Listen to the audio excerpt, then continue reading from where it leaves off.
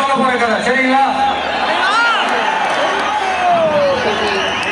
ஒரு நாட்டுல ஒரு பெரிய போர் வந்துச்சு. அப்ப அந்த நாட்டுல இந்த பவர்ஃபுல்லான தலைமை இல்லாம போனதுனால ஒரு பச்சை புள்ள கையில தான் அந்த பொறுப்பு இருந்துச்சு. அதனால அந்த நாட்டுல இருக்க அந்த பெருந்தலைகள் தான் ரொம்ப பயந்துகிட்டு இருந்தாங்க. அந்த சின்ன பையன் அந்த நாட்டோட படைய நடத்துற பொறுப்பை ஏற்றுக்கிட்டு போர்க்களம் போலாம்னு சொன்னானா.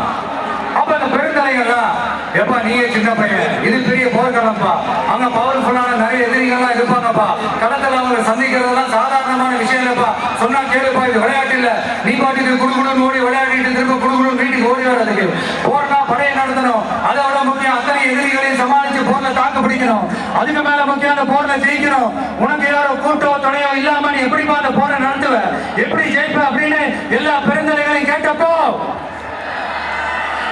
எந்த பதிலும் சொல்லாம போருக்கு தனியா தன் படையோட போன அந்த பாண்டிய வம்சத்தை சேர்ந்த அந்த பையன் என்ன செஞ்சான்னு சங்க இலக்கியத்துல ரொம்ப நல்லா தெளிவா சொல்லியிருக்காங்க.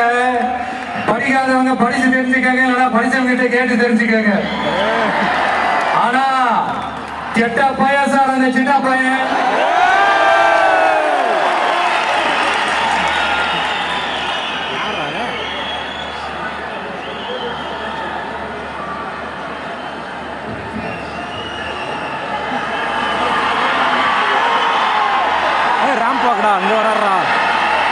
இதுவரைக்கும்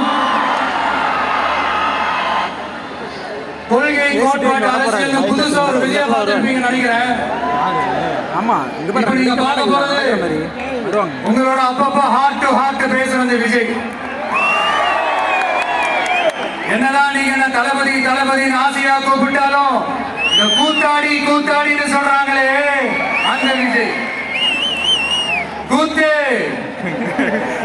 இந்த மண்ணோட மக்களோடும் கலந்த ஒண்ணு. இந்த கூத்தாடின்ற பேர் ஏதோ நமக்கு மட்டும் வந்தது இல்லைங்க. அன்னைக்கு தமிழ்நாட்டில் நம்ம ஊரு வாத்தியார் எம்ஜிஆரையும்,